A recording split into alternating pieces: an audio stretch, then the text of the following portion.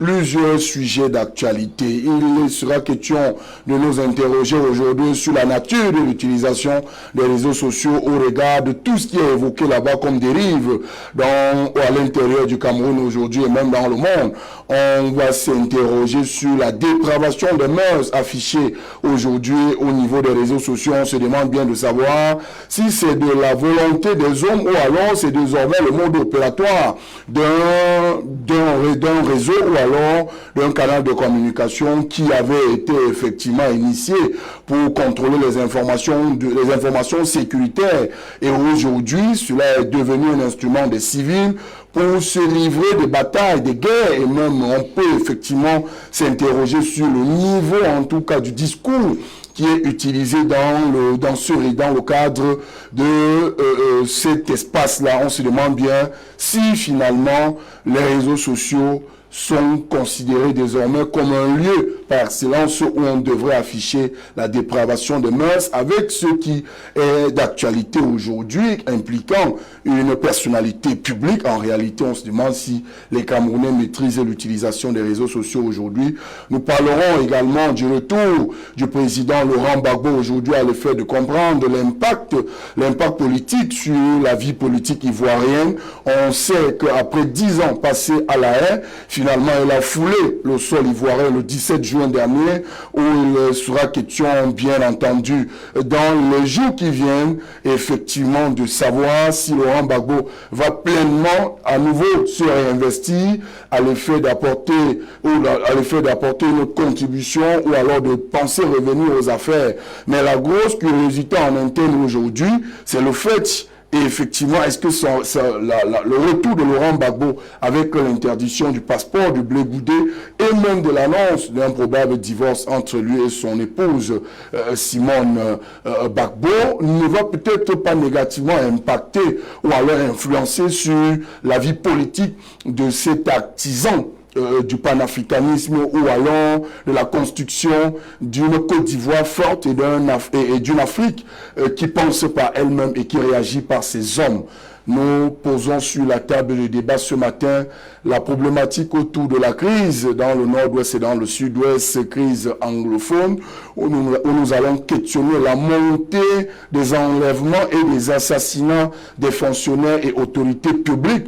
Pourquoi on en arrive là? Est-ce l'effet boomerang des discours clivants ou alors l'effet pervers des discours des hommes politiques qui a effectivement conduit à ce qu'on peut qualifier aujourd'hui d'horreur? Comment on en arrive à cette situation? On peut effectivement se questionner à nouveau sur un certain nombre de rapprochements entre les personnalités religieuses et même des personnalités traditionnelles avec l'Amazonie. On sait qu'il y a quelques jours seulement de cela, l'armée camerounaise a effectivement indiqué qu'un prêtre et d'autres chefs traditionnels ont été traqués et présentés à la justice pour leur complicité ou leur collusion avec ces terroristes-là. C'est ce qu'on va effectivement trouver en quelque sorte aujourd'hui, la relation entre cette montée de ces assassinats et de ces enlèvements avec ces agissements de quelques-unes de nos autorités à l'intérieur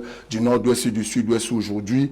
La question sera posée sur la table de débat ce matin. Restez sur MyMedia Prime Télévision, juste derrière ceci, le panel qui m'accompagne dans le cadre de cette production de Vitrine 237.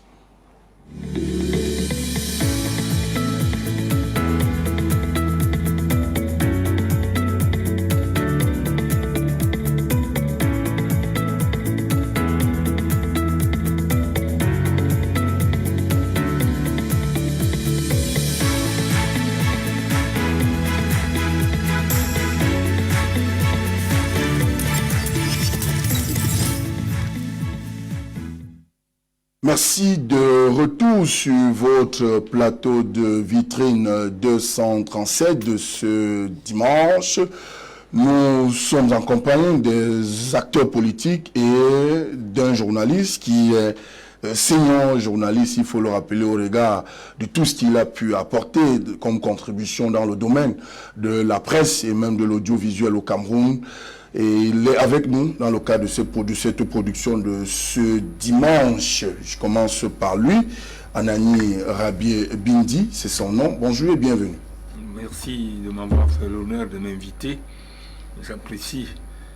D'abord, laissez-moi vous féliciter. Comme je le disais, le Cameroun a été un des derniers pays à faire la télévision en 85. Mais aujourd'hui, en Afrique noire, je me demande s'il y en a. Nous sommes premiers sans second.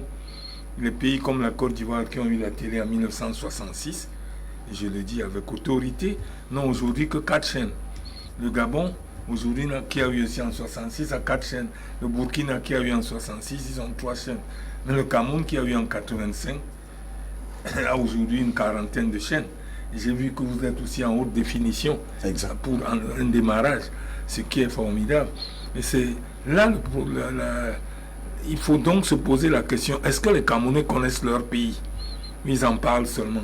Moi qui ai 79 ans, dont 55 ans de journalisme, j'estime que je n'ai pas fait le journalisme au Cameroun, mais à travers le monde. Vous connaissez mon parcours. Et très exactement de Jeune Afrique. Afrique-Asie, Afrique internationale, la Voix de l'Amérique et tout ça. Donc, je me pose la question, est-ce que les Camerounais, c'est la première fois que je découvre cette chaîne, est-ce que les Camerounais connaissent leur pays? Je crois qu'il y a un problème au Cameroun que le président Biya doit avoir, c'est qu'il parle aux gens qui ne connaissent pas leur pays. C'est vraiment dommage. Merci bien. Un autre sur ce plateau, lui, c'est un acteur politique qui vit entre les États-Unis et le Cameroun. C'est le premier vice-président national du Front Uni du Cameroun, le FUC. Bonjour et bienvenue. Bonjour mes chers frères. Jean-Claude Nga, c'est son nom. Bonjour. Bonjour mes chers téléspectateurs, mes co-panélistes. Je suis heureux d'être avec vous aujourd'hui pour qu'ensemble, nous essayons d'édifier la population camerounaise sur les problèmes de l'heure. Et nous allons franchement essayer d'étayer la situation. Merci de m'avoir invité. Merci Jean-Claude Nga. Un autre sur ce plateau, habitué des plateaux de télévision. Il est avocat au barreau du Cameroun. Il est également communicant du Rassemblement démocratique du peuple camerounais. Maître Julius Achou. Bonjour et bienvenue.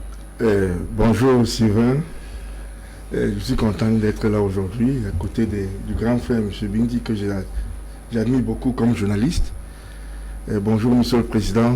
Bonjour mon J'ai cher. envie de vous connaître, n'est-ce pas, pour la première fois. Merci mon cher. Et je suis vraiment émerveillé du fait que Sylvain, vous avez basculé du journalisme de la radio à la télévision. Je vous félicite. Et bonjour mon cher compatriote. Nous sommes là pour débattre, n'est-ce pas, de la situation d'Afrique et du Cameroun. Et nous allons faire le mieux, n'est-ce pas, de notre connaissance. Merci bien. On accueille un autre. C'est un jeune qui finalement remplace Emmanuel Kounié qui effectivement ne se sent pas bien. Il y a quelques minutes, il m'informait là au téléphone. Il représente le MRC. Bonjour et bienvenue. Bonjour et merci de m'avoir convié à votre plateau. Je dis bonjour à tous mes copanélistes. Je salue également tous les téléspectateurs qui nous regardent et j'espère que notre contribution en ce jour va participer à éclairer la lanterne de tous ceux qui nous écoutent. Merci. Merci bien. Le tout étant fait, je vais commencer par vous, Anani Rabié Bindi. Les réseaux sociaux aujourd'hui, avec la dépravation des mœurs, on se demande bien comment on en arrive à de telles dérives telles que nous assistons depuis un certain temps au Cameroun sur les réseaux sociaux. Je suis malheureusement embêté chaque fois que je dois parler de la situation du Cameroun parce que je dis toujours ce que je crois vrai. Je ne dis pas que je dis la vérité, mais je dis ce que je crois vrai sur la base des documents et de ce que j'ai. C'est pour ça que je parle pas en français facile. Français, c'est pas notre langue. Je veux dire le langage people, le langage terre à terre, pas le people pour dire n'importe quoi. Vous savez, les Camerounais, on a un problème. Quand on est ignorant, on est dangereux. Quand on est de mauvaise foi, on est dangereux. Or, les Camerounais sont en majorité ignorants et de mauvaise foi, donc ils sont doublement dangereux. Ce qui se passe, c'est que l'UNESCO a imposé à tous les pays du monde qu'il faut au moins que les gens soient alphabétisés à 60% dans chaque pays. C'est le minimum. Donc, nos pays africains, ils en foutent l'affaire, ils décident qu'on est alphabétisé à 60% et qu'on a l'alphabet à 40%. Or, en réalité, c'est le contraire. On est analphabète à 60%, à 40%. Il faut avoir le courage de le dire. Moi, à 79 ans, je ne sais pas de quoi j'aurais peur de parler aujourd'hui. J'ai une liberté d'expression et pas la liberté du libertinage, comme au Cameroun. Il y a des gens qui vous disent, vous voyez, au temps d'Aïdjo, on ne faisait pas ceci. Ils mentent, ils ne savent pas de quoi ils parlent. Au temps d'Aïdjo, on vous coupait la tête pour un oui ou pour un non. Donc les gens n'étaient pas civistes. Ils avaient simplement peur qu'on leur coupe la tête. C'est pour ça. Et comme on est arrivé aujourd'hui dans un village, le monde est devenu un village planétaire où tout le monde, il y a cette co-liberté. Et c'est une erreur parce que les gens ont transposé ce qu'il y a chez eux à chez nous sans tenir compte des mentalités de chaque pays. Je vous donne un exemple. J'ai vu un jour les gens au Japon, Toyota, qui est le premier vendeur d'automobiles dans le monde. Un jour, une année, ils ont eu plus de commandes de voitures qu'ils n'avaient prévu. Alors pour satisfaire leurs commandes, tous les employés ont donné 2 jours de leurs vacances pour travailler gratuitement, pour satisfaire les commandes, pour que leur compagnie... Est-ce qu'au Cameroun, en Afrique, pas seulement au Cameroun, puis je connais toute l'Afrique, vous voyez un pays, les gens qui peuvent accepter ça? Je ne crois pas. La deuxième chose, la première fois que je suis allé en Chine en 1973, la grande Chine à l'époque, j'ai vu comment, le soir, les gens balayaient le devant de leur rue et arrosaient, sans être... Bon, mais vous voulez effectivement exposer quoi? Je veux Avec ce qu'on assiste sur les réseaux sociaux. Oui, ce qu'on assiste sur les réseaux, c'est-à-dire que c'est venu chez nous sans qu'on y soit préparé. Ce qu'on assiste, c'est les réseaux sociaux, c'est pas pour nous aujourd'hui que les gens m'attendent dehors pour m'agresser, mais je dis c'est pas pour nous parce que nous ne savons pas les limites. Personne au Cameroun n'accepte que sa liberté finit au moment où celle de l'autre commence. Chacun sait que sa liberté, c'est éternel. Mais le Cameroun ne devrait pas... les réseaux sociaux ne devraient pas attendre que le Cameroun soit prêt pour exister en Iran. Je ne dis pas qu'ils attendent, je dis que c'est arrivé. C'est au Cameroun de s'arriver. Non, quand vous dites le Cameroun, ce n'est pas le Cameroun, c'est les Camerounais. C'est arrivé sans qu'on soit prêt pour ça, qu'on soit préparé, qu'on ait une mentalité avancée qui pouvait accepter. C'est comme l'autre jour, je disais à quelqu'un, le Cameroun, on va couper les... Il me dit quoi? On ne peut pas couper. Mais dans les grands pays, on coupe. Dès qu'il y a les dérives, aucun Camerounais ne peut imaginer qu'on coupe. Dit ah non, c'est partout. Mais on coupe dans les grands pays, vous savez mieux que moi. Dès qu'il y a les dérives, les cas prennent les décisions, on coupe.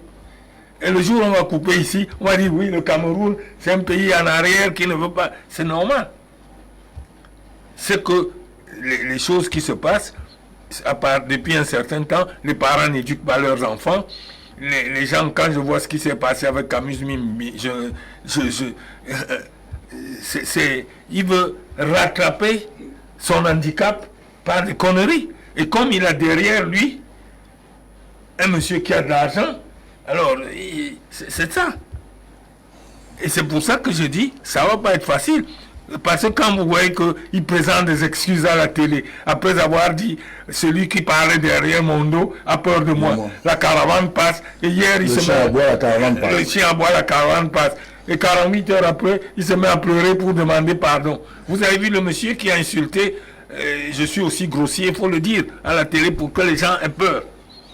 Un monsieur qui a insulté les fesses de la maman de Madame Bia, qui nous a, une bordel, qui nous a amené ce type-là.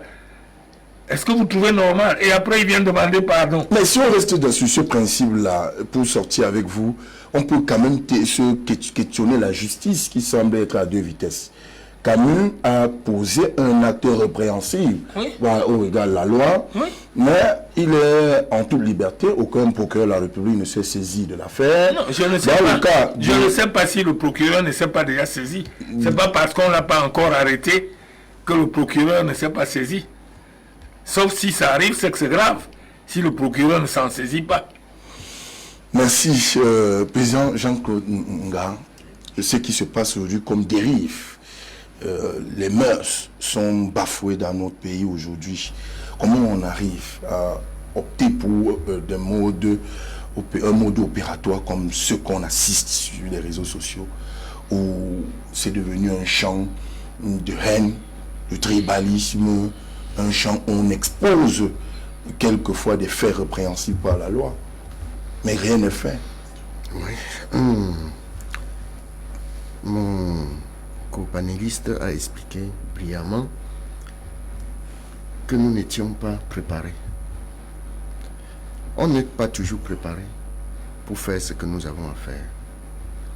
Quand les parents se sont battus avec hargne pour nous envoyer à l'école, c'était pour que nous ayons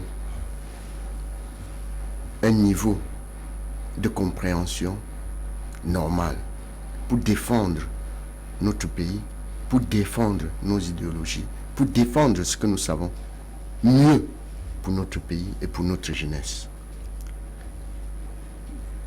Les réseaux sociaux sont venus, mais nous avons des gens qui sont capables de sécuriser notre jeunesse par rapport aux réseaux sociaux. Je reviendrai toujours et je me battrai toujours contre le RDPC. Le RDPC n'a rien compris de la population camerounaise, de la souffrance de la population camerounaise. Parce que le RDPC, en 40 ans, mon cher frère vous a dit tout à l'heure que nous avons eu la télévision en 85, que les autres ont eu en 66, mais nous l'avons eu en 85. Mais démontrer que nous sommes largement au-dessus de ceux qui ont commencé la télé avant nous. Mais, regardez, être au-dessus et avoir une population, la jeunesse, en train d'être tuée parce que nous croyons qu'il devait être la lanterne de la jeunesse. Où allons-nous? Est-ce que c'est la valeur même des réseaux sociaux? Est-ce que c'est la valeur même de nos télés? Je ne crois pas. Vaut mieux ne pas avoir tard et s'arrimer au rythme de la population internationale que de l'avoir tard et se faire tuer notre jeunesse. Vous voyez le cas que nous avons aujourd'hui sous la main. C'est des gars que logiquement le régime devait le prendre pour exemple pour que ça ne se passe plus jamais. La loi parle de la présomption d'innocence. Il faut parler, c'est normalement. Oui. Non, mais on a pris, c'est pour ça que j'ai parlé d'une justice à deux vitesses. On a pris les gens en Djombe Pendia, on les a d'abord mis sur mandat de dépôt avant que la justice ne fasse son travail. Celui-là, il tue notre jeunesse, il tue nos femmes, mais on ne lui dit rien. Ça veut dire que la loi est à double vitesse. Mais Anani Rabibindi a dit qu'il a quelqu'un derrière lui qui a de l'argent. Mais l'argent ne sert à rien. Nous avons les lois qui régissent notre patrie. Il y a des lois qui régissent notre patrie. Vous voulez que nos enfants soient envoyés directement à la merde des malades mentaux parce que l'État ne dit rien? Je vous ai dit, depuis que nous avons commencé à lutter, nous ne voulons pas le pouvoir de Pombia. Mais nous voulons que Pombia quitte parce qu'il a échoué. Et ça, c'est un peu un discours qui a détruit complètement l'opposition. Non, l'opposition restera l'opposition. Vous comprenez, non? Oui. Popol maîtrise le Cameroun mieux que quiconque. Mais il ne veut pas Quel appliquer les lois. est le rapport avec Popol ou le RDPC Voilà. et la dépravation de mœurs sur les réseaux sociaux? Voilà, je vais vous le dire, le rapport qu'il y a. C'est lui qui dit, faites ceci. Il a des charlatans autour de lui. Et il connaît tous ces charlatans. S'il ne dit pas arrêter celui-ci, personne ne l'arrête. Hein. Parce qu'ils sont tous les chantres du RDPC. Personne ne le fait. Donc notre ciboule, notre mémoire n'est plus là pour réfléchir. Ils sont là pour le chantre du RDPC, du roi, Paul Biya, je l'appelle roi. 40 ans de pouvoir, c'est trop. L'alternance, nous parlons de l'alternance. Restons sur les réseaux sociaux. Les réseaux sociaux sont là et fait partie du pouvoir. Comment? Et les Camerounais, Comment? les Camerounais Je vais vous expliquer. les Camerounais qui ont fait de ça un lieu par excellence, où il y a des déviants. Voilà. Alors, je vais vous dire, ce n'est pas ça que vous voulez entendre. Mais c'est ce que je vous dis. Je vous dis donc que si l'État ne fait pas son travail, les réseaux sociaux seront là pour détruire nos jeunes.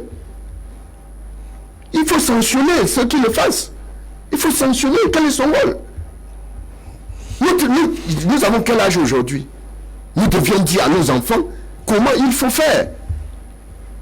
C'est lui qui doit venir vous dire... Non, je dis nous devons. Je dis bien nous devons. Nous devons.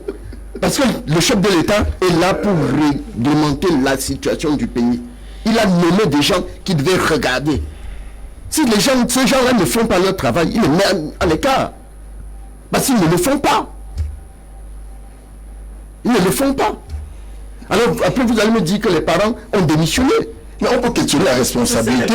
Voilà une question qui arrive. C'est facile de dire c'est les parents. Monsieur, C'est facile de dire les parents. C'est à 2 ans qu'il faut commencer. Je dis, c'est facile de dire les parents. Le gars va à l'école, vous voulez renvoyer toujours la responsabilité aux enseignants. Quand le gars va à l'école à 5 ans, il est déjà pourri. Si les parents l'ont pourri, c'est depuis le premier jour qu'il faut éduquer Voilà, l'enfant. vous envoyez sur les enfants. Je vous demande, monsieur Rabi, quel est le salaire minimum d'un parent au Cameroun? Oh là là. Oui, les parents sont dehors parce qu'ils n'ont pas de quoi manger. Non, monsieur. Ils n'ont pas de quoi nourrir la famille. On continue votre émission, on arrête parce que là, vous parlez du salaire d'un parent. Oui, vous savez bien sûr. ceux qui donnent les télévisions dans les chambres à leurs enfants. C'est-à-dire, vous avez un monsieur Les écoles, les tablettes. pour montrer qu'on est riche. Il est dans l'autre chambre, il y a des télés dans toutes les chambres, et pendant que lui dort, son fils est en train de regarder les pornographies. Est-ce que c'est les gens qui n'ont pas de... Il y en a combien qui le font? Oh là là, vous êtes au moins des millions. On est des Vous millions. êtes des millions. Oui, moi aussi. Sur les 25 non, millions je de suis pas Camerounais, dedans. il y a des millions. Je ne suis pas dedans. Merci à Nani Rabi Bindji, le président Jean-Claude Nga. Maître Julius Sachou, ce qui se passe sur les réseaux sociaux au Cameroun semble être inquiétant. Et vous suivez bien l'opposition danser ou bien mettre cela à l'actif de la gouvernance du RDPC dont vous êtes cadre. On peut quand même se dire que c'est l'impunité qui contribue efficacement depuis quelques années là maintenant à laisser cours à ce qu'on voit sur les réseaux sociaux au Cameroun. Je suis vraiment désolé, n'est-ce pas, d'être dans un panel avec un président de parti politique. Donc, nous avons un sujet d'actualité. Il mélange le RDPC, le régime, l'opposition, l'État, le gouvernement, Paul Biya, sans faire la distinction. S'il vous plaît, nous sommes là, monsieur le président, je suis désolé. Nous sommes là pour parler d'une actualité, n'est-ce pas, qui affecte nous tous, nos enfants. Soyons réalistes. S'il vous plaît, je constate avec amertume que les Camerounais préfèrent les dérives dans les réseaux sociaux. C'est pas. On préfère les dérives, on préfère, n'est-ce pas, qu'on sème la haine, n'est-ce pas, qu'on met les gens en difficulté, que de voir de bonnes choses qui se font. Le réseau-là, le réseau est un domaine immense qu'on peut faire beaucoup de choses. Je vous dis, quand vous avez de parler seulement des dérives, moi, quand je vois les histoires de sexe et autres, je ne peux jamais lire. Je lis seulement ce qui est intellectuel et intéressant pour nous, pour la jeunesse. Par exemple, il y a une société qui s'appelle Toutri, qui a créé un programme, n'est-ce pas, qu'on peut utiliser dans les écoles Donc, vous pouvez suivre votre enfant à l'école, étant même à l'extérieur, n'est-ce pas, par le réseau social, par les réseaux. Il y a des gens qui font des bonnes choses. C'est un truc. Et moi, à notre âge, vraiment, nous ne sommes pas habitués à utiliser l'informatique. Mais le jeune là peut me comprendre. Il y a des jeunes hommes qui sont en train de faire des merveilles dans ces réseaux. Il y a des gens qui sont en train de faire du business et de l'argent dans ces réseaux. Laisse les dérives de côté parce que dans chaque principe, il y a des exceptions. Dans chaque chose, il y a des exceptions. On ne doit pas vivre tous les jours. Mais ce n'est que les dérives qui sont affichées sur le bon côté, en tout cas comme l'utilisation des réseaux sociaux. Si vous bien regarder, ceux qui sont intéressés à voir les dérives sont ceux, n'est-ce pas, qui ne sont pas habitués à l'utilisation, n'est-ce pas, de cette outil informatique. C'est ça. Mais ceux qui sont intéressés, pas à Silicon Valley à Boya, par exemple, pour voir les jeunes hommes qui sont là seulement pour voir comment ils peuvent monter le projet, monter le programme. Ces dérives ne les intéressent pas. C'est nous là. C'est nous. Mais le grand nombre de 40 ans c'est un grand nombre aujourd'hui. Et sans Maître Choudilos, la réalité camerounaise, c'est que le grand nombre. La preuve, c'est que l'affaire Kamemu a fait sortir tout un gouvernement, la République du Cameroun. Fait sortir comment? On a vu le ministre de la promotion de la femme et de la famille qui a fait une communication gouvernementale à cet effet-là. C'est parti des réseaux sociaux. C'est son droit, c'est une dérive. On dit, mais vous ne devez pas faire des choses comme ça. Comment, n'est-ce pas, dans les religions, on commence à parler de sexe? Il faut qu'on... C'est ça. On doit combattre. On doit combattre. On a considéré ça d'abord comme des dérives. Maître. Mais n'oublie pas que dans ces réseaux, il y a des gens qui sont en train de faire aussi des choses merveilleuses. N'est-ce pas? Il suffit seulement, n'est-ce pas, d'avoir un tête tranquille pour en connaître. Pour suivre. Je dis que ça, moi je suis plus ces dérives là. Dès que je vois ça, même j'annule. On doit avoir cette habitude, n'est-ce pas, dans les dérives. Je dis, maître. C'est ça mon problème. Je suis d'accord avec vous. Mais combien de Camerounais savent utiliser ce que vous savez utiliser? Nous parlons de la population. Vous allez vérifier. Mais c'est vous qui pouvez la population. C'est ce que nous sommes en train de faire. L'opposition a toujours fait. L'opposition a fait quoi? Toujours vous parlez de l'opposition comme si nous on n'est pas Camerounais. L'opposition a fait quoi? Un conseil municipal par L'opposition a fait quoi? Voilà. Les conseils municipaux comme le maire, par exemple, mon cher. C'est vous, le RDPC, qui est en train de détruire la population. Oui, il parlait de votre parti. Notre parti, c'est le meilleur parti. Nous sommes pas là pour les postes, mon ami. Nous sommes pas là pour les postes. Nous sommes là pour éduquer la population.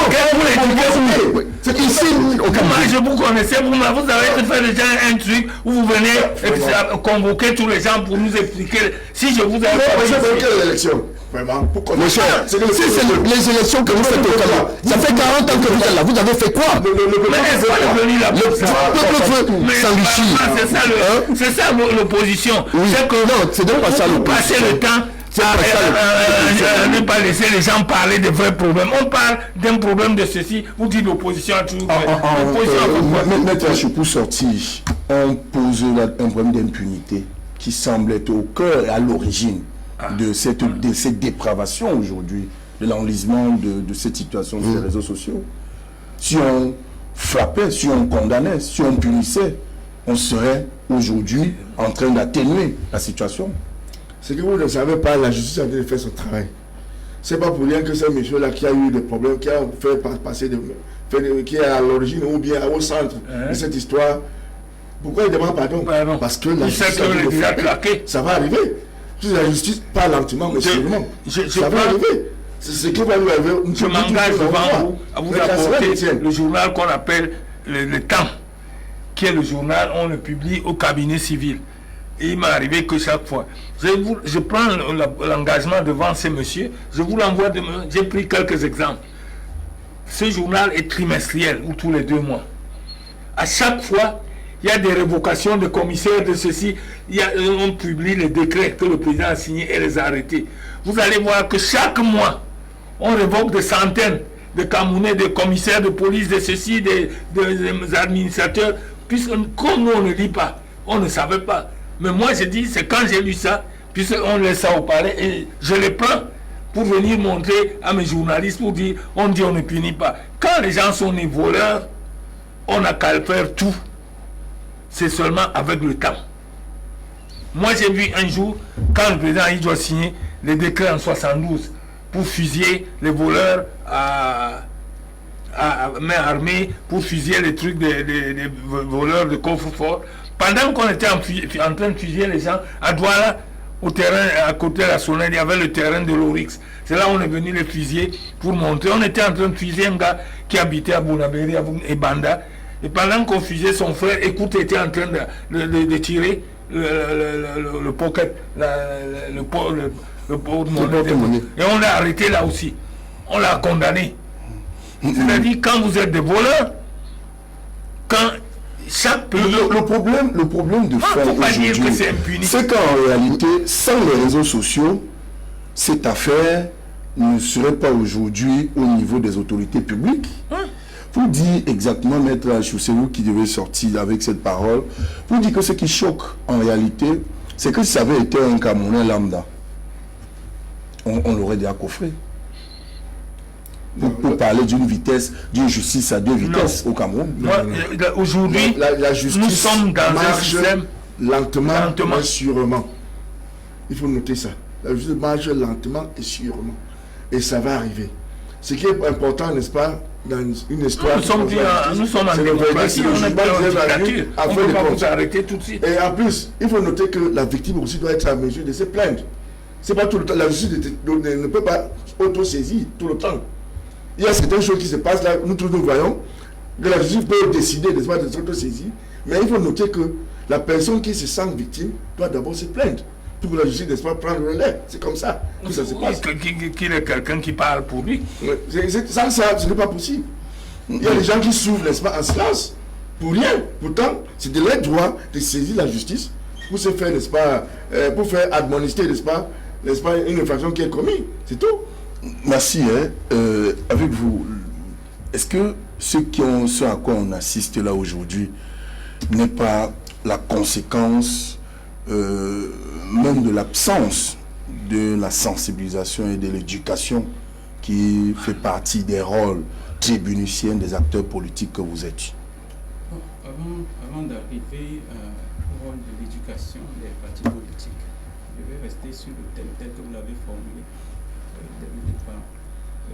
Les réseaux sociaux comme mode opératoire aujourd'hui à travers la dépravation des mœurs, si c'est cela. J'ai suivi dire tout à l'heure que nous n'étions pas préparés pour accueillir les réseaux sociaux. Je vais tout de suite dire que nous ne sommes jamais préparés à quoi que ce soit. Nous n'avons pas été préparés pour la colonisation, nous n'avons pas été préparés pour les indépendances, nous n'avons même pas été préparés pour la nouvelle colonisation qui est en œuvre actuellement. Les réseaux sociaux, déjà pour commencer, c'est une plateforme, c'est multilatéral, c'est-à-dire ça ouvre la porte, on disait à l'époque en 2001, c'est une fenêtre sur le monde.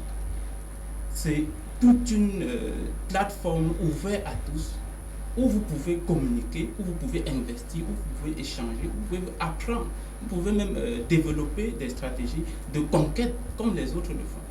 Donc, les réseaux sociaux ne sont pas forcément une mauvaise chose. On ne doit pas forcément le prendre sous son mauvais angle en questionnant uniquement les dépravations qu'on peut observer de ça et là. Donc, d'un côté, il y a des dérives qu'on peut observer et qui sont condamnables.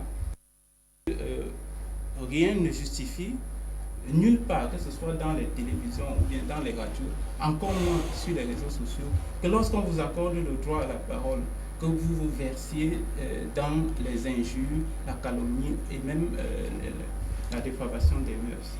Donc, s'il faut prendre... C'est le sport favori de l'opposition. Et une bonne partie aujourd'hui de l'opinion pense que votre parti politique, le MRC, est au centre, en tout cas, de cette situation sur les réseaux sociaux au Cameroun. Le sport favori de l'opposition, j'ai envie de rire quand même.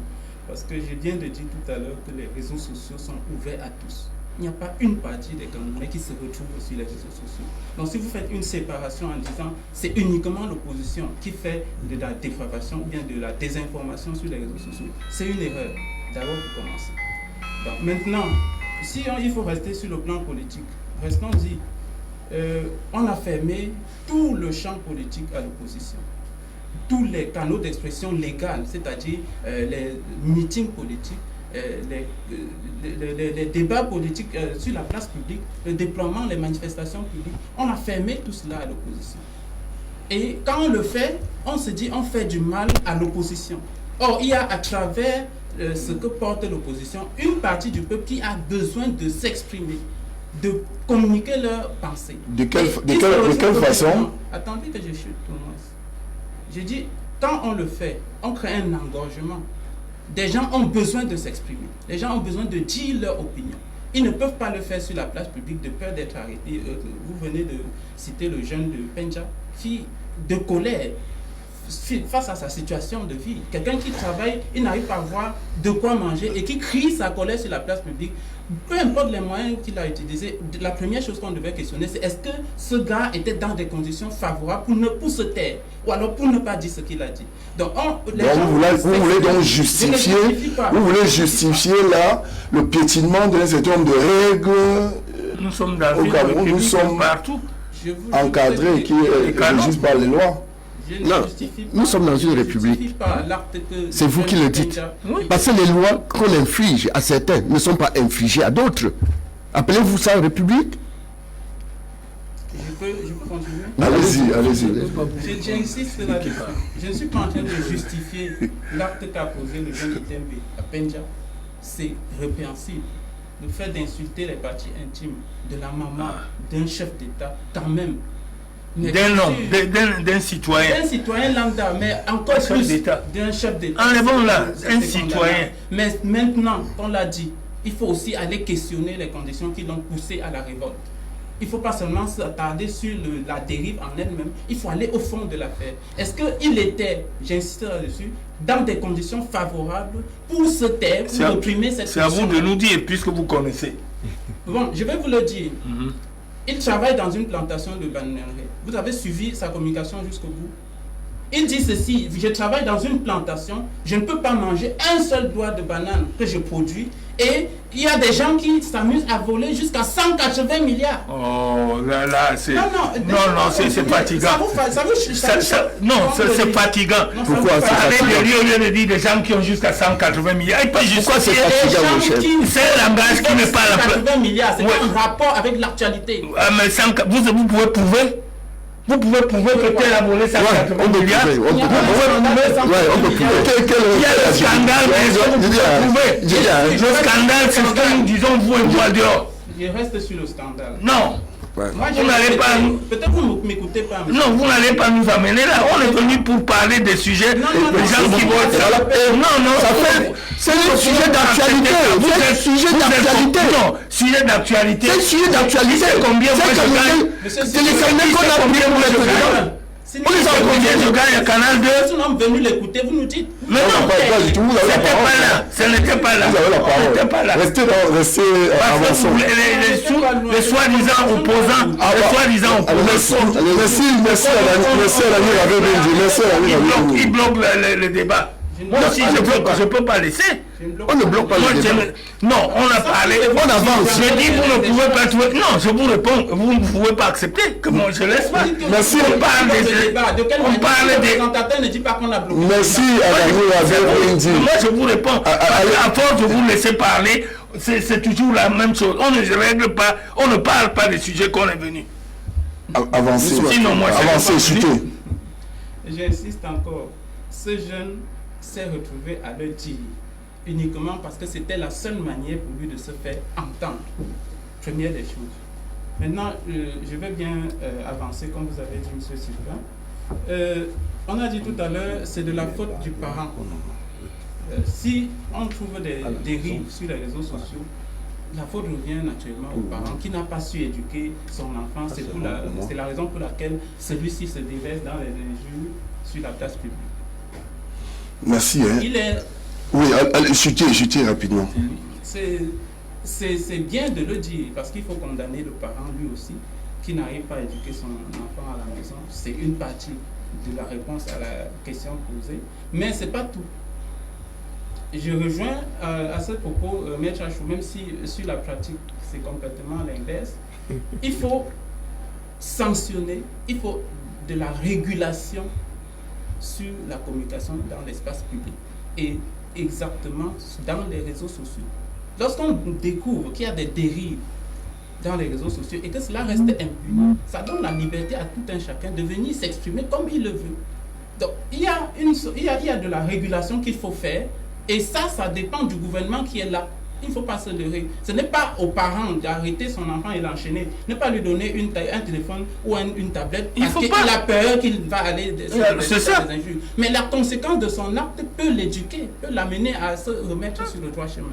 Donc moi je dis, si on remet la faute entièrement sur le parent, c'est travailler avec les... D'abord, parce qu'il y a des pays civilisés avant nous. Votre mot de fin sur ce sujet. Les pays civilisés avant nous.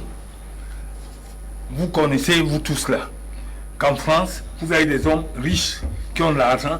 Leurs enfants ne regardent la télévision que mercredi soir parce qu'il n'y a pas école jeudi. Et le programme est choisi par son père. C'est ça qu'on appelle éduquer. Quand vous ne faites pas, vous portez la responsabilité. Ils ne regardent que mercredi soir comme il n'y a pas école jeudi. Ils ne regardent la télé que samedi soir comme il n'y a pas école dimanche. Et c'est son père, des bourgeois. C'est comme ça qu'ils font. Mais chez nous, dès que vous avez un peu d'argent, vous mettez des postes de télévision dans les champs, vous portez la première responsabilité. L'enfant, il est content de voir. Votre mot de fin sur ce sujet. Je voulais revenir un peu dessus pour dire à mon cher frère que ce n'est pas tous les Camerounais qui mettent les téléphones et les télés à la portée des enfants dans leur chambre. C'est ceux qui croient, ceux par qui on croyait qu'ils pouvaient donner mieux l'éducation aux enfants qui le font. Alors, les enfants doivent voir la télé que les parents et les chaînes que les parents ont choisi pour eux. C'est comme ça que ça se passe. Logiquement. Civilisé. Alors, si nous ne pouvons pas arriver à ça, à cause, je le dis bien, à cause de ceux qui nous dirigent, d'un gouvernement qui est là depuis 40 ans, alors c'est très grave. Maître Achou, votre mot de fin sur ce sujet. Ici au Cameroun, on peut quand même questionner dans le fond de ceux qui disent la responsabilité de la gouvernance publique au Cameroun en la matière, Maître Achou. Il ne faut pas tout politiser. Ce n'est pas une question de régime, ce n'est pas une question d'individu. C'est une responsabilité collective. C'est une responsabilité collective. Des voitures. C'est une responsabilité collective. Et vous me dites combien, M. Rabi? Permettez à Maître Lossachou d'avancer. Nos enfants de voitures, ils vont faire des accidents avec, comme les gens du RDPC aussi. Oui, il faut qu'on évite, n'est-ce pas, de politiser tout, mon cher ami. Et il faut noter que lorsqu'il y a des dérives dans un pays, dans un État, c'est une responsabilité collective, nous tous. Je suis d'accord. Il ne faut pas commencer à dire que c'est tel parti politique, c'est nous tous. Faites un petit pas, n'est-ce pas, à votre niveau, et le pays s'y va marcher. Il faut cesser de prendre tout le monde, on va seulement blâmer l'autre, en oubliant que nous faisons partie, n'est-ce pas, de cet espace. Cet espace appartient à tout le monde. Ce n'est pas seulement le RDPC. Et il ne faut pas penser que dans le système à l'heure actuelle, comme vous avez tout mélangé, régime, État et autres, il faut noter que tous les Camerounais travaillent pour le pays. Nous tous, nous aimons ce pays. Et il ne faut pas commencer à faire les distinguos dans la tête. Choisir le cœur. Mais, non, je vous rassure, le Cameroun est un des pays avec les plus beaux textes de loi. Il y a la cybercriminalité, n'est-ce pas, qui est là depuis un certain temps, si vous ne le connaissez pas. Et il faut noter, quand vous voulez penser que l'État, s'il ne marche, on laisse les choses, vous venez de parler de 180 milliards. Est-ce que vous savez qu'on peut vous arrêter pour ça? Pour la loi. Ça. Puisque vous ne pouvez pas me parler. Voilà, vous n'avez pas la preuve. Monsieur, c'est pas de l'intimidation. La loi, s'il vous plaît. La loi dit non, monsieur, même en France, partout. C'est la plus vieille démocratie. Oui. Ne nous amenez pas dans les années 50. C'est pour ça que je vous dis, même dans ces pays, vous n'avez pas le droit. Ne nous amenez pas dans les années 50. C'est moi qui ai la parole. On ne peut pas dire que si on vous arrête, vous allez dire que c'est ceci ou cela. À cause de l'abus, n'est-ce pas, des libertés, n'est-ce pas, des libertinages. On commence à arrêter tout le monde. Beaucoup de gens iront en prison. Beaucoup de gens. Et il faut noter que la cyber, il y a un cybercriminel. Va regarder très bien l'article 41. C'est bien clair. Vous dites n'importe quoi dans le réseau, on peut vous poursuivre. Mais très souvent, il y a 25 millions de Camerounais. Il ne faut pas prendre, n'est-ce pas, le fait qu'on constate que les Camerounais sont en train de vouloir évoluer dans ce domaine, que l'État tolère un certain nombre de choses. On prend ça, n'est-ce pas, pour, n'est-ce pas, la faiblesse de l'État. Non, mon cher ami. Maintenant, il faut commencer à calculer ce que vous voulez dire. Parce qu'il y a des conséquences. Il y aura des conséquences. Dans le monde entier. L'État ne serait pas sur l'axis des emplois. Vous ne dire n'importe quoi. Et lorsque vous faites des affirmations, faites attention. C'est tout le monde. Vous n'allez pas là. Ça rentre effectivement dans ce qui est reproché, en tout cas, à la gouvernance du RDPC, les restrictions des libertés. Parce que ça peut rentrer là. Parce que intimider, donner un canevas de l'opinion aux Camerounais aujourd'hui, rentre dans les restrictions de liberté. Non. Vous avez le droit de dire n'importe quoi parce qu'il y a la liberté. Le libertinage. Votre liberté, comment on est là, ça s'arrête là. À partir du moment où ça traverse, vous avez d'abuser la liberté de notre personne. Donc l'État c'est déjà réglementé par les textes. Mais le simple fait que l'État laisse suivant. Il tolère souvent un certain nombre de dérives, ne dit pas que l'État est faible. Monsieur Rabi. Mais si l'État propose de le faire, comme maintenant, à l'heure actuelle, tout le monde au Cameroun, beaucoup de partis politiques ne comprennent pas parce que tout le monde dans la société. Je vous dis, pour que le Cameroun, c'est que nous constatons. Un policier étranger derrière chaque Camerounais. Étranger. Oui, c'est pas comme on est 25 millions, il faut 75 millions de policiers. Parce que vous, monsieur Ngahan, quelqu'un qui s'appelle Ngahan, dès qu'il va faire quelque chose, vous savez, connaissez le type qu'on appelait Charles Ateba Yene, excusez-moi pour sa mémoire, mais c'est un fou. Ateba Yene écrit le paradoxe du pays organisateur. Il reproche à Paul Biya d'avoir construit des routes partout à l'ouest et de ne pas avoir construit chez lui. Si Paul Biya avait construit d'abord chez lui, ça aurait été bon. Alors vous voyez, quand on arrive à un point comme ça, les gens disent tout et n'importe quoi. Il dit le paradoxe. Et quand je vois un ami de l'Ouest, il me dit c'est Ateba Yene qui a dit qu'il n'y a pas de route, c'est bien. Est-ce que si... Je dis, est-ce que c'est bien clair? Non, c'est pas. C'est l'État qui a construit. On avance. C'est l'État qui a construit. On avance. Qui a construit? C'est les élites. On y revient en année. Non, dites qui a construit. C'est l'État qui construit toutes les routes de l'Ouest. On y revient. C'est ce que je dis, l'État. Et lui, il parle à l'homme pour dire qu'il n'a pas construit chez lui. Mais c'est non. Au lieu de le féliciter qu'il a commencé par faire ailleurs. Et s'il avait fait d'abord chez lui, on aurait dit ceci ou cela. Merci à l'ami Rabi Barista a chuchoté. Oui, il faut que on commence à laisser, parce que nous vivons déjà trop sur les exceptions, n'est-ce pas, des choses. Dans le monde, la faute à qui? Nous ne sommes pas au paradis. La faute. Dans lequel il y a des erreurs, il y a des erreurs, il y a des dérives et autres. Mais le fait, regarde maintenant, nous sommes à la télévision. Au lieu de parler, n'est-ce pas, des bienfaits des réseaux sociaux, on n'allait pas demander aux Camerounais ou à l'opposition d'applaudir pour applaudir. L'opposition nous sommes devant la télévision. Au lieu de parler des bienfaits, n'est-ce pas, des réseaux sociaux, nous sommes parlé des dérives. Quand on parle seulement des dérives, les dérives vont devenir des règles. Et ça qui installe la haine dans la société, il faut qu'on évite. Et je vous ai dit, il y a un truc qui s'appelle Tutri, qui a créé un programme. Vous pouvez maintenant suivre votre enfant, il y a des bas âges, même étant dans l'école, même étant au Japon, sans problème. On ne parle pas de ces gens-là. Il y en a beaucoup qui ont créé des programmes qui sont intéressants pour la société. Parlons d'eux. Les sommes toujours le dérive. Parce que si on trouve dans le dérive, la société serait dans le chaos. Et vous acceptez ça de vous? Non, je n'accepte pas votre mot de fin. Je vais déjà commencer par corriger un malentendu. J'ai cru recevoir des menaces tout à l'heure. Parce que j'ai parlé de... Pas de menaces. Non, on a dit ceci que c'est pas. Parce que je vais préciser. Non, pas de menaces. Je vais préciser donc, parce que vous n'avez pas semblé l'écouter jusqu'au bout. Le jeune Itembe de Penja s'est exprimé dans sa vidéo et a bien dit il ne peut pas être en train de travailler pour 32 000 francs et des gens s'amusent à détourner 180 000. Est-ce qu'il a vu? Vous Je répète ces mots. Je répète ces mots. Mais je dis ce que j'ai vu dans la vidéo, monsieur. Monsieur Sévrin, ce n'est pas une apologie. Je cite quelqu'un qui a été condamné pour son crime. C'est ça. Je cite quelqu'un qui a été déjà condamné pour son crime. Il est en détention, non? Quelqu'un qui ne peut pas le pousser.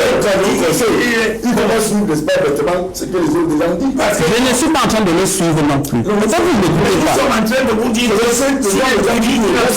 il faut désormais faire le motus cousu sur le scandale de la Covid. Il est puni avec raison parce qu'il a parlé de quelque chose qu'il ne peut pas prouver. Vous avez utilisé des termes vulgaires. Vous avez utilisé les termes vulgaires tout à l'heure en disant il a insulté les fesses de la maman. Et là, ce n'était pas un problème. Moi, je le cite et vous, ça vous choque complètement. Ce qu'il a dit, il ne peut pas le prouver. Mais moi, je ne suis pas là-dedans. Je ne suis pas en train de prouver ce qu'il a dit. Je suis en train de vous dire que ce qu'il a dit, donc, est punissable par la loi. D'accord. Je suis d'accord avec vous. Bon, mais vous ne m'empêchez pas de le citer quand même. Non, mais je n'empêche pas. Mais je vous dis... Non. Jean Konga, on se calme, s'il vous plaît, on se calme.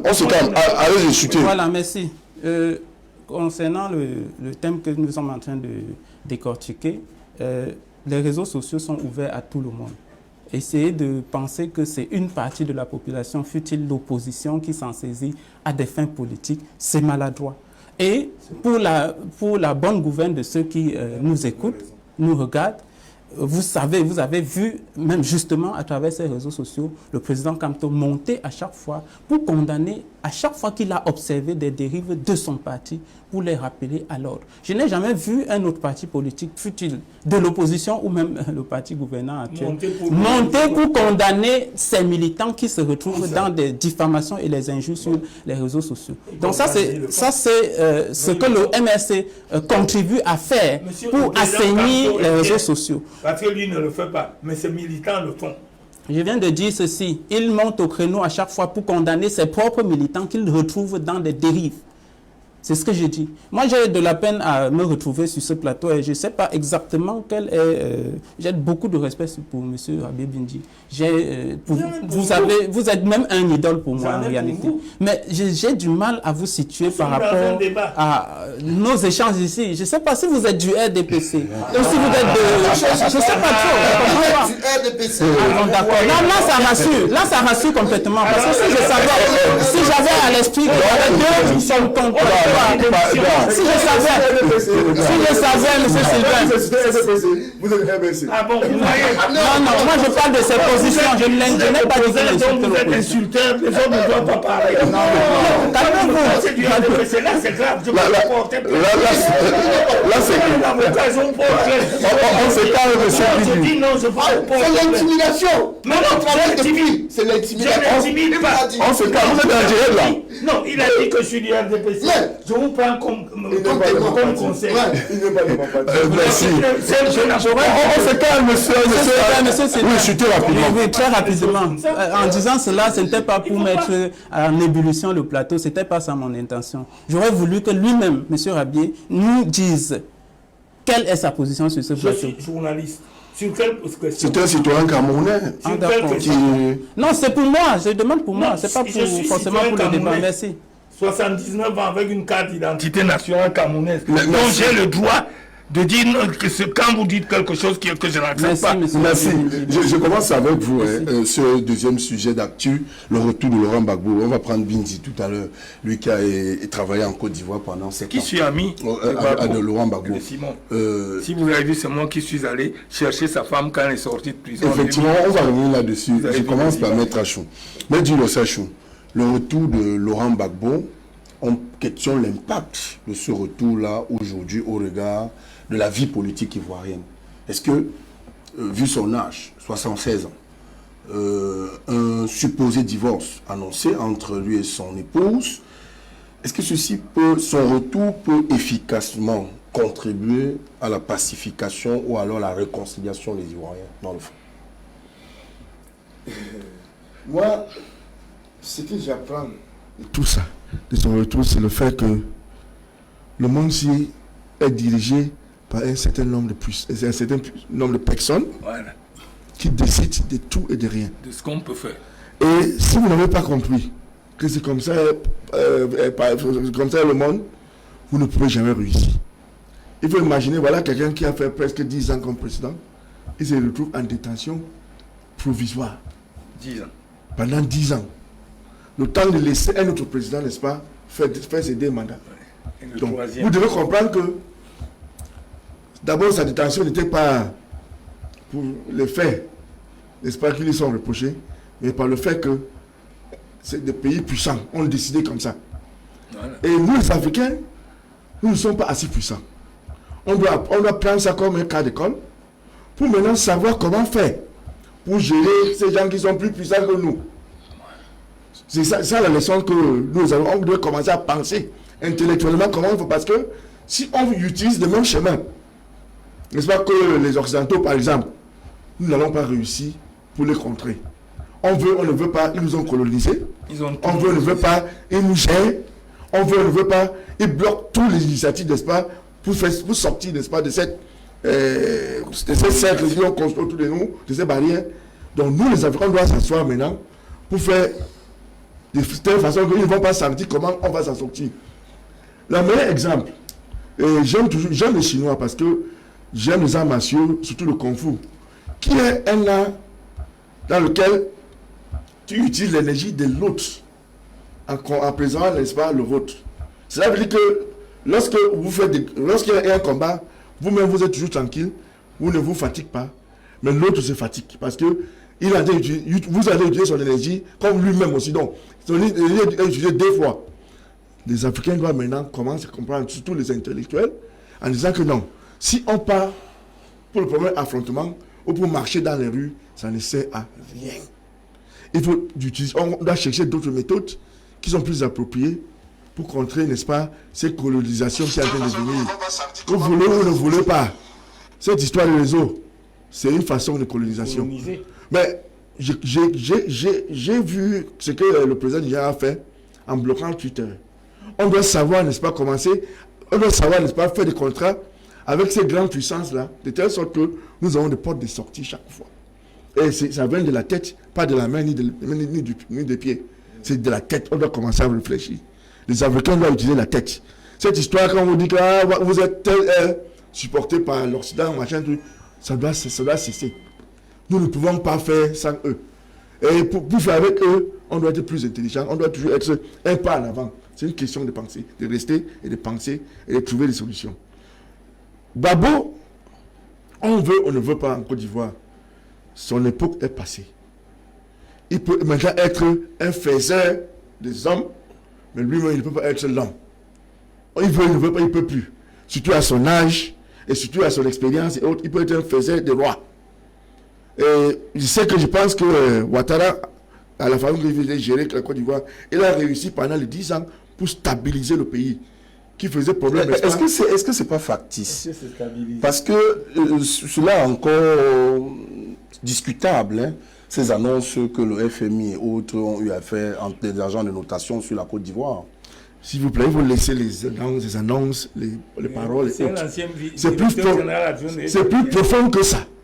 C'est un ancien vous savez, les Français avaient divisé le pays en 2. Quand ils sont quittés, cela veut dire que le pays est maintenant un peu stable. Il faut noter, le pays était divisé en 2. Donc le simple fait qu'on a fait, maintenant on a échangé. On a fait venir Gbagbo et Blé Goudé. On a fait partie Soro et Sabane. Parce que c'est Soro qui était le trouble fait. On a fait partie de l'est du pays. Parce que c'était lui, le bras armé. Oui. Maintenant, on l'a fait par partie parce que la Côte d'Ivoire est un peu stable et on va maintenir la Côte d'Ivoire en l'état.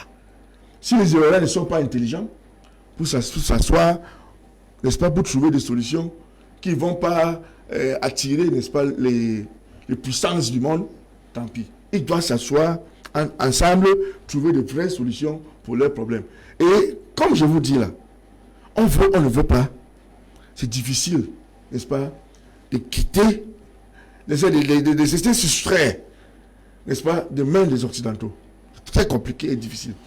Merci, M. Julio Sachou. Avec vous, Anani Rabé Bindi, la Côte d'Ivoire que vous connaissez bien, et l'homme, Laurent Gbagbo, que vous connaissez également, très bien d'ailleurs.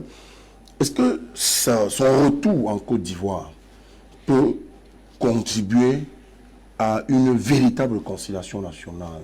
J'ai fait diffuser au Cameroun en 2008 une émission que j'ai réalisée sur la Côte d'Ivoire. Parce que je suis arrivé à Côte d'Ivoire, à Abidjan en 62, j'allais en France. J'ai terminé mes études, Jeune Afrique m'a renvoyé en 66 à Abidjan comme directeur de l'Afrique de l'Est. Donc j'ai vu la Côte d'Ivoire sortir. J'ai dit où est le problème de Côte d'Ivoire qui n'est pas réglé, qui ne se réglera pas. Et un Français m'a demandé en 77 qu'est-ce que je pense de la Côte d'Ivoire après Houphouët. Je lui ai dit, si les Français sont intelligents, qui laissent les Ivoiriens régler leurs problèmes, ça marchera.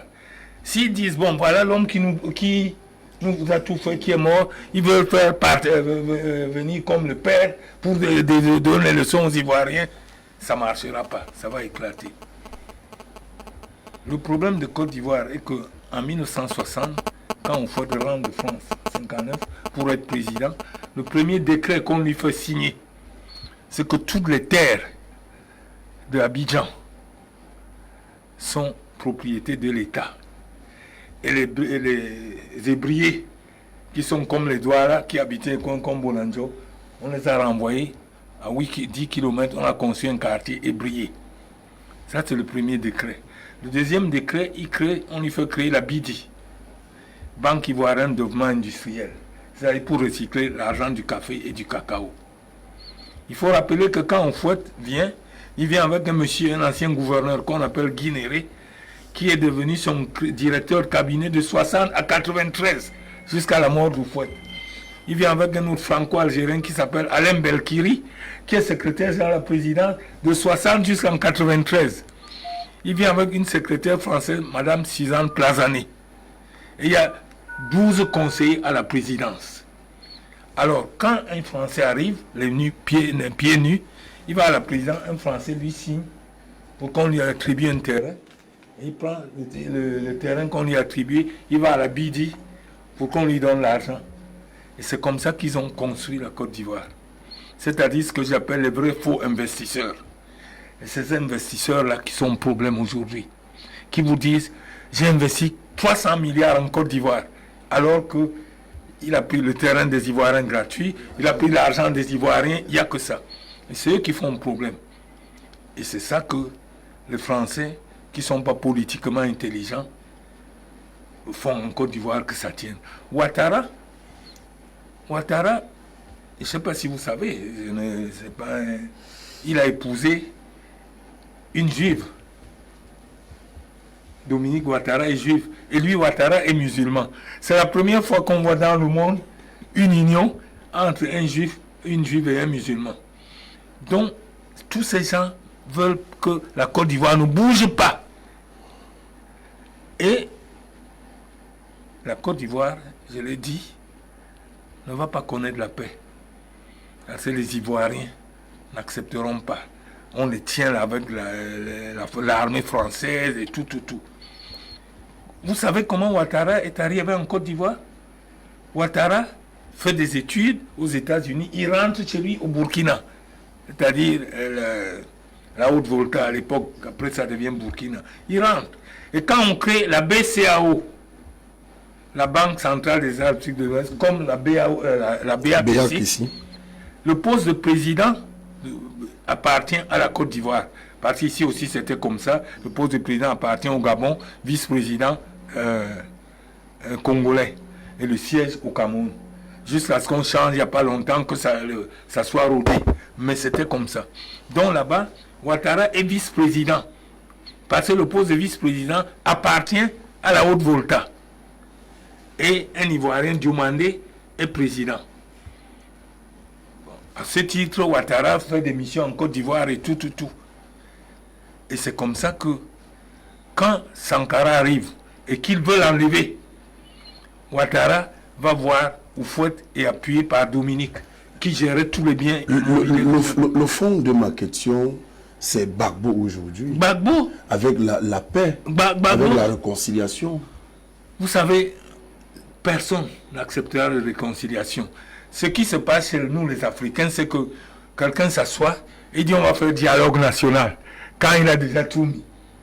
Le dialogue, c'est avant. Il faut qu'on soit tous comme maintenant, on fait un dialogue.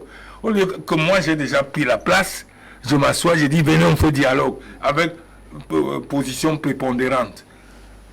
Ouattara, il a une chance, après, s'il meurt là, il ne verra pas ce qui se passera après. Mais, tant que ce qui s'est passé en Côte d'Ivoire, où Sarkozy va arrêter un président dans son lit, les militaires volent sa femme, violent sa femme, et tout. Moi, je suis l'ami du coup. Et on vous dit, réconciliation, c'est la blague. C'est comme, vous savez, moi je donne toujours des exemples pour être compris. C'est comme quand on a fait, le Covid-19 est arrivé. Mon petit frère Ali Bongo se lève, il dit, je vais donner 250 milliards. Ouattara se lève, il dit, je donne 700 milliards. On n'a jamais vu. Au Gabon, il n'y a pas d'électricité. Les fonctionnaires sont en grève tous les jours parce qu'ils ont 12-15 mois. Il a dit, je vais donner 250 milliards. Combien? Lui n'a rien dit. On dit oui. Au Gabon, on a dit ceci. On a donné. En Côte d'Ivoire, on a donné. Personne n'a jamais vu. On aime les effets d'annonce au Cameroun. Et c'est ça un de nos problèmes. Et le problème de Paul Biya, c'est qu'il n'a pas compris que on dit au peuple souverain, les dirigeants doivent explication. Une chose, on a dit, pour qu'un État marche, il y a 4 choses. Expliquer, expliquer encore, expliquer toujours. 2, faire ce que l'on dit. 3, dire ce que l'on fait. Et 4, expliquer le cas échéant, les problèmes que vous avez pour ne pas faire ce que vous voulez dire. Et comme les dirigeants camerounais n'ont pas appris ça, et c'est là où il y a problème. Nous sommes encore en Côte d'Ivoire. Nous étions en Côte d'Ivoire. Oui, c'est pour dire que ça, la paix ne marchera pas. Merci. Parce que quand Gbagbo, lui, il est fatigué, il dit réconciliation.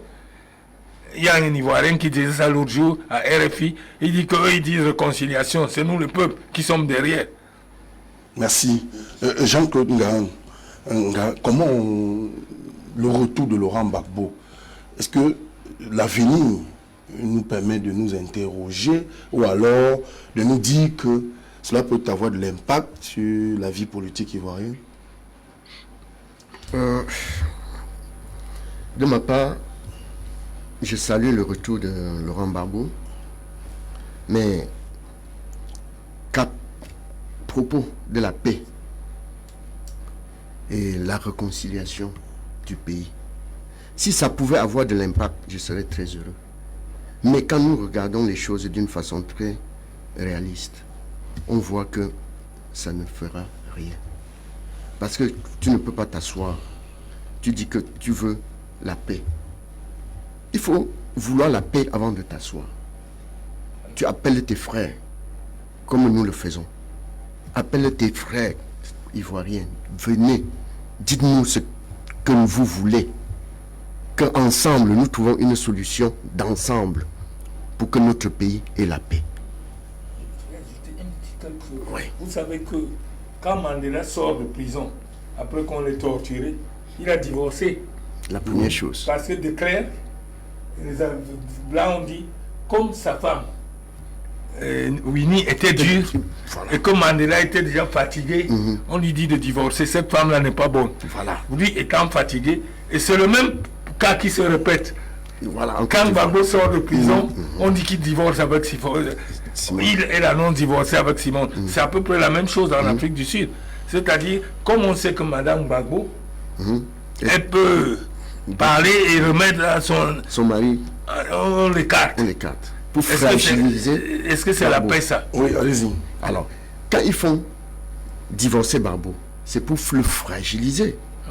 Et fragiliser davantage la Côte d'Ivoire. Parce que sa femme a vécu des choses horribles. Donc, prions ensemble pour l'Afrique et la Côte d'Ivoire. Car nous ne détournons pas. Maintenant, je vous demande aux Africains de penser par eux-mêmes désormais. Mais je sais ce que nous disons. Que le cas de Gbagbo serve de leçon comme cas école. Voilà. C'est ce que nous demandons depuis. C'est ce que nous demandons depuis. Nous demandons que nous devions être ensemble. Mais le Cameroun est champion dans cette affaire ivoirienne, mais de souvenir, Oui. en 2010, l'État du Cameroun officiellement n'avait pas pris position dans la crise ivoirienne. Ouais. Exactement. Oui, l'État camerounais n'avait pas pris position. Ils ont raison. Pourquoi? Nous avons Parce raison. qu'ils avaient leur intérêt à protéger. Vous imaginez, je venais de dire tout à l'heure, vous imaginez quelqu'un qui est au pouvoir depuis 40 ans, que les Français n'ont pas envoyé l'enlever. Ça veut dire qu'est-ce qu'il fait? Il joue le jeu des Français. Ce n'est pas le jeu des Africains, des Camerounais qui jouent. Hein? Alors celui-là a fait combien d'années au pouvoir? Hein? Et on vient l'enlever. On l'a enlevé pourquoi? Parce qu'il comprenait déjà qu'avec la France, il ne faut pas jouer. Sérieux. Vous comprenez, non? Oui, un ami, laissez les gens parler. Quand vous parlez, on vous suit. Mais non, donc je le dis, avec intelligible voix. Hein? Vous ne pouvez pas dire Nous ne pouvons pas avoir un sous-sol. Ouais. Parce qu'il protégeait. Mon cher frère, Anani, permettez à Jean Colomba. laissez-moi se chuter. Chuter des gens. Non, calmez-vous. Nous sommes des gens mûrs. Effectivement. Il ne faut pas qu'on dise n'importe quoi devant les gens. Calmez-vous. Je n'accepte pas. Calmez-vous. Je dis, hein, vous n'acceptez pas, mais je dis ce que je juge normal pour le pays. Non. Mais pourquoi, avec vous, pourquoi le Cameroun, en 2010, quand la crise éclate, pour effectivement lever l'équivoque, n'a pas pris position de façon officielle? Vous connaissez un pays qui a pris position de façon officielle? On a vu quelques chefs d'État. Non, quel chef d'État? Citez-moi un. Nous sommes devant la télévision. Monsieur. Un chef d'État qui a pris... Attention, hein, la Côte d'Ivoire, c'est là où je vis. J'y ai une maison. Dites-moi un Camerounais, un chef d'État. Les seuls qui ont pris parti, vous savez pourquoi? C'est les Maliens, les Burkinabés, parce que c'est devenu une affaire entre musulmans et chrétiens. Vous m'avez compris? Citez-moi un chef d'État qui a pris fin et cause. Monsieur Rabi, je vous Non, dis, citez-nous un. je dis, hein, je ne suis pas là-dedans, je vous dis. Mais puisque Je vous dis dites une que chose, le Cameroun non. n'a pas pris parce que Oui. je vous dis, citez-moi un Je dis, qui a hein, pris je dis, hein, cause. je dis à monsieur Rabi, je vous dis une chose, nous ne pouvons pas accepter ce que vous dites. Parce que- Absolument. oui, parce que nous savons. Mais je dis accepter aussi ce... Oui, non, moi, je ne peux pas n'acceptez pas. accepter ce que Mais vous ne dites. m'interrompez Mais moi pas. aussi, je ne peux pas accepter ce Parce que vous je ne dites. vous Parce que interromps moi, pas. je sais aussi. Oui, je ne t'interromps pas. C'est pas moi qui suis le modérateur. Je ne t'interromps pas, donc ne m'interromps pas. Chutez, président. Alors je dis donc que nous prions tous les Africains, pour que la paix, l'arrivée de Barbeau amène un peu de paix. Et surtout de liberté en Côte d'Ivoire. Parce que à partir d'aujourd'hui, nous comprenons que nous ne sommes pas libres. Les Africains ne sont pas libres. Merci. Le retour de Laurent Gbagbo peut contribuer effectivement à impacter le processus de réconciliation, le retour à la normale en Côte d'Ivoire, selon vous?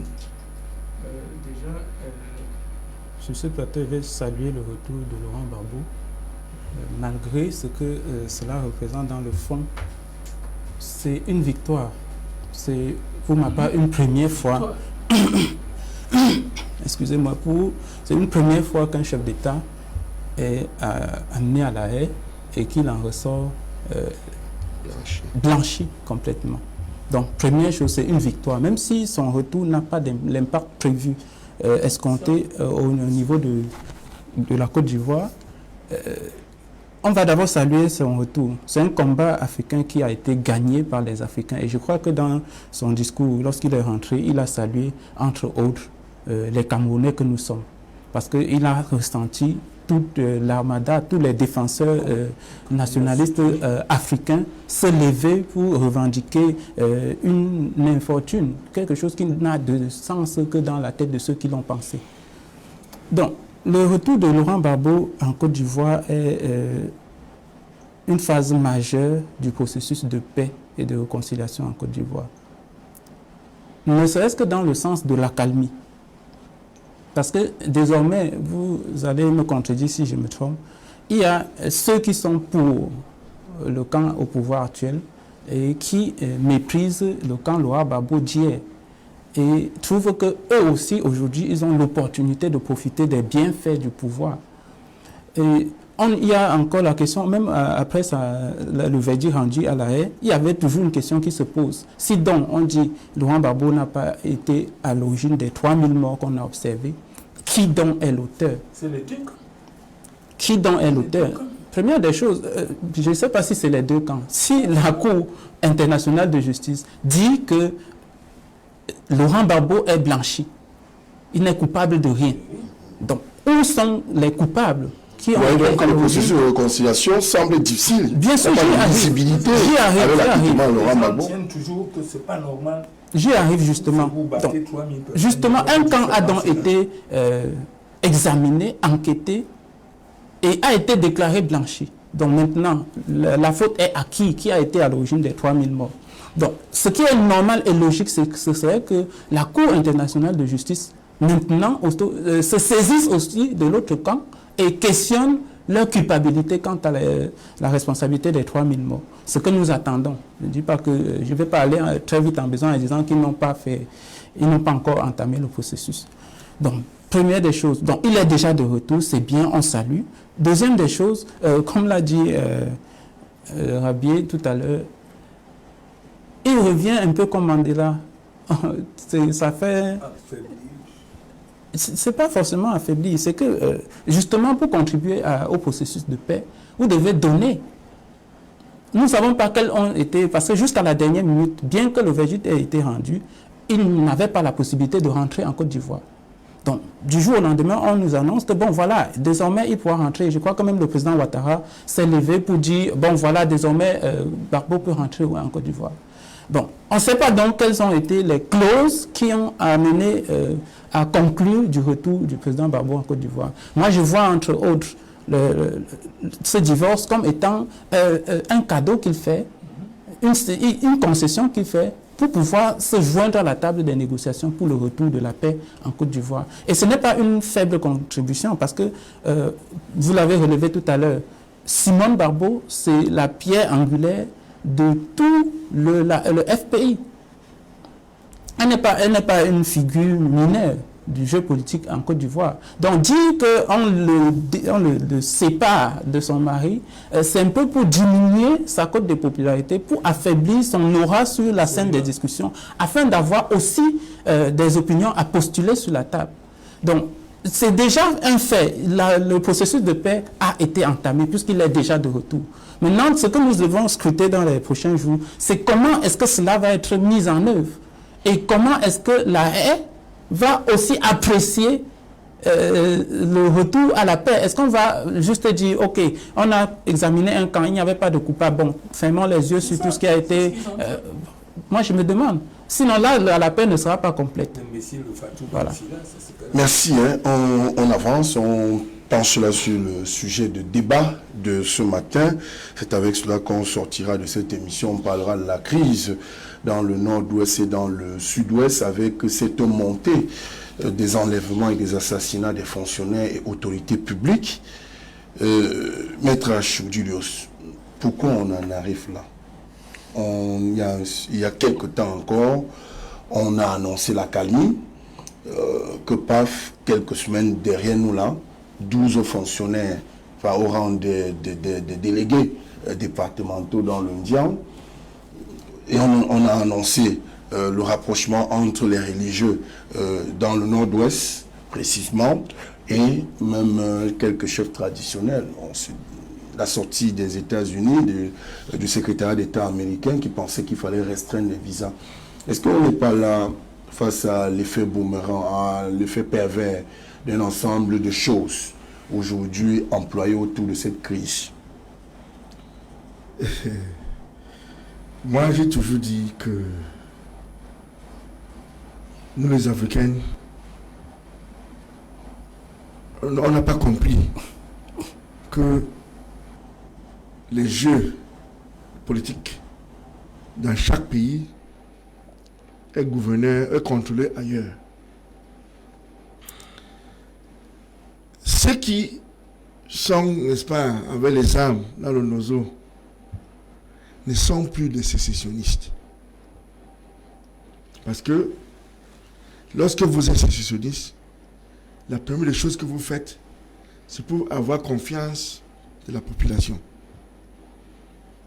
À partir du moment que vous commencez à kidnapper les membres de la population, les tuer, les menacer, les tuer leur économie, les bloquer pour aller dans les champs, cela veut dire que vous êtes là pour autre chose que la sécession. J'avais dit que si les États-Unis commencent à juger, n'est-ce pas, les commanditaires, ceux qui ont commencé, qui sont à l'origine, n'est-ce pas, de cette guerre, à l'origine du fait qu'on a pris les enfants, on les a donné les armes pour lutter contre une armée professionnelle. Le jour où les États-Unis ont commencé à les poursuivre, beaucoup de choses vont changer. Si vous suivez, n'est-ce pas, ce qu'ils disent maintenant, il n'est pas plus des armes. Je parle des commanditaires. Il n'est pas plus, n'est-ce pas, des tueries.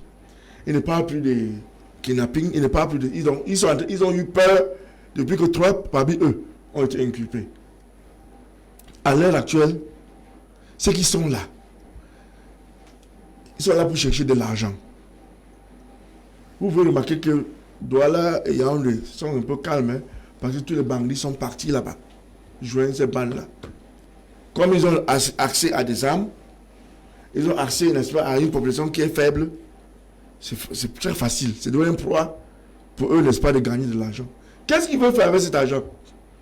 Est-ce que c'est pour avoir de l'indépendance? Ils ne pensent pas. Ils veulent cet argent pour mener leur vie, n'est-ce pas, de criminalité, jusqu'à la fin de leur vie. Parce que parmi ces gens, beaucoup parmi eux s'en foutent de la mort ou de la vie. Ils s'en foutent, ils n'en disent rien. Si le gouvernement camerounais décide d'aller en affrontement, vraiment en affrontement de guerre, vous allez entendre qu'il y a des abus des droits de l'homme. C'est ça, non? On a fait ceci, on a fait cela pour bloquer le Cameroun. Parce qu'on veut que le pays se reste toujours en chaos permanent. C'est pour raison que j'ai fait l'appel aux Africains. Des fois, c'est-à-dire, ne regarde pas seulement les petits problèmes de la famine.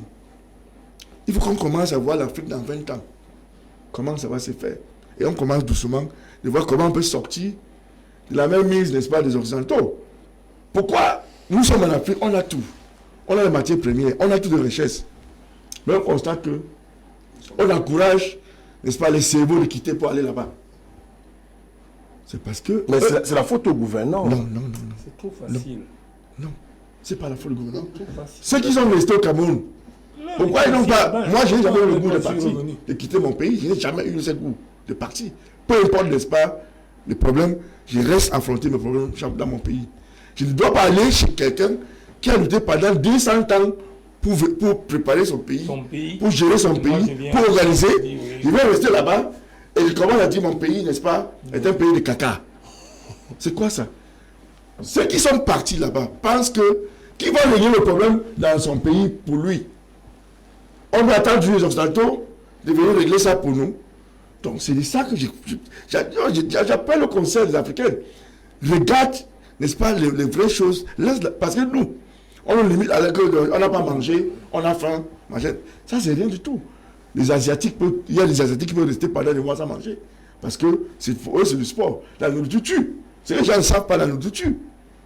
Donc tu peux rester une semaine, les autres à manger, ça ne vous dit rien. Mais au Cameroun, quelqu'un qui mange un jour, ça devient un problème. Or, il faut... Regarde surtout les musulmans, par exemple. Lorsqu'ils... Est-ce que c'est pas grave ça, Maître Achou, demander qu'on laisse les Camerounais pendant 5 jours sans manger? Non, regarde, pendant la période de jeûne des musulmans, tu vois, c'est un problème de santé. C'est que les Syriens, je ne sais pas. La nourriture que nous mangeons là, c'est ça qui nous tue. Parce que on exagère. Par conséquent, ne mangez pas. Non, regarde les musulmans, lorsqu'ils gênent, regarde leur taille. N'est-ce pas? Vous allez constater que sur le plan de santé, ils sont très bien. Et vous allez même à l'Occident. Ceux qui sont gros sont ceux qui mangent n'importe quoi. Donc tu dis là aux gens qui sont dans le nord-ouest et le sud-ouest, même si vous ne mangez pas pendant une semaine, restez calme. Je n'ai pas dit ça. Je dis que il ne faut pas qu'on se limite seulement à le problème de nourriture. Il y a plus grave que ça. On ne voit pas le fait que nous sommes en train d'être domptés par les autres. On ne regarde pas. Pour moi, c'est plus grave que de manger. Parce que Le futur du pays dépend de la façon à laquelle on va gérer ces gens qui viennent pour nous adopter. Il vous dit que leur système est bien, mais le vôtre est mauvais. Qui va corriger le vôtre si vous n'êtes pas là? Je vous dis, si la diaspora décide de venir au Cameroun, le pays serait différent. On est resté chez eux. Merci. On s'achemine progressivement vers la fin. On parle du nord, de l'est et du sud-ouest. Cette montée-là des assassinats, des enlèvements aujourd'hui. La montée des assassinats et des enlèvements, il a dit qu'en Afrique, tout se décide ailleurs. Tout se décide ailleurs. Je ne sais pas, vous avez été aux États-Unis, il y a un immeuble General Motors qui fait 93 étages, qui est à la 106e rue, à la 92e rue. Et 800 mètres plus bas, vous avez la 106e rue, vous avez Harlem, où les gens vont ramasser les vieilles voitures que les autres ont jetées pour dormir dedans. C'est là où ils habitent.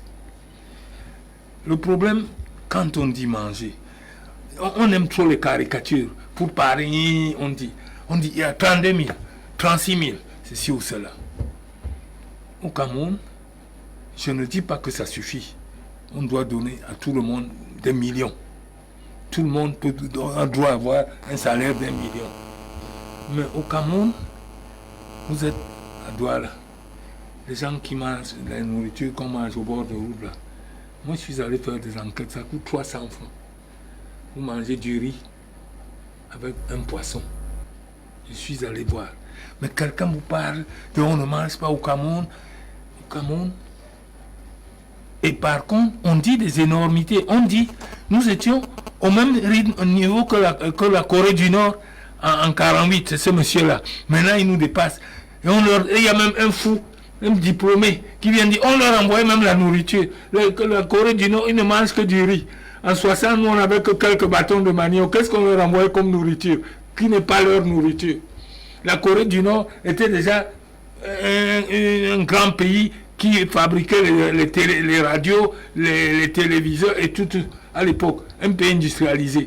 Alors, c'est ces gens qui tuent ce pays. Ceux qui mettent à l'idée la tête. Et même quelqu'un qui vient de manger, quand on va dire ça, il dit oui, on trouve. C'est comme les Benskin. C'est le métier où il y a le plus de diplômés. Tout le monde dedans est doctorant. Dès qu'un Benskin, c'est pas parce que sur le Benskin, j'ai un doctorat. Personne n'a le bac dedans. Tous, ils ont des doctorats. C'est ça le Cameroun. Je crois qu'il faut que, quand on arrive à ce niveau de réflexion, nous sommes tous des majeurs. Ce qui se passe au Nozo, c'est une affaire des gens qui ont organisé, qui étaient poussés un moment par des gens. Et ces gens commencent à se fatiguer. Et c'est pour ça que les Américains prennent des mesures. On dit on va enlever les visas ou ceci ou cela. Il faut que les Camerounais comprennent. Le problème du Nozo, est-ce qu'on a déjà posé ça un jour? Vous êtes là, vous ne le posez pas. Il faut dire pourquoi il y a le Nozo. Il y a le Nozo parce qu'il y a des gens radicaux. On va poser ce problème avec vous. C'est le problème du Nozo, c'est pas là. Dans d'autres émissions. Oui, on va entièrement le poser avec vous. Parce que là, quand on commence à tuer les gens, c'est des extrémistes. Parce qu'au Nozo, par exemple, il y a un problème entre le sud-ouest et le nord-ouest. Le sud-ouest n'accepte pas le nord-ouest. Et ça, personne ne dit.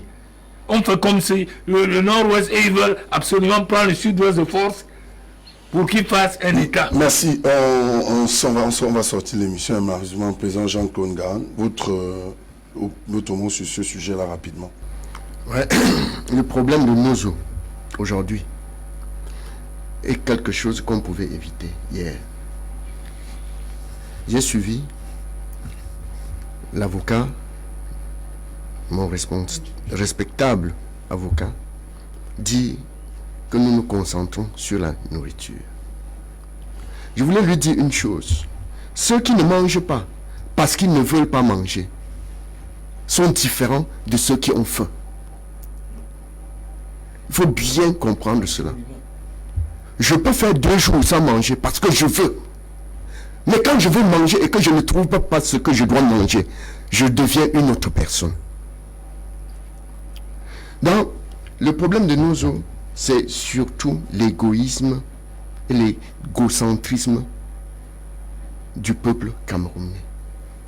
Du peuple camerounais et des dirigeants camerounais. Non, monsieur. Voilà. C'est l'égoïsme francophone. Si vous voulez que... Voilà.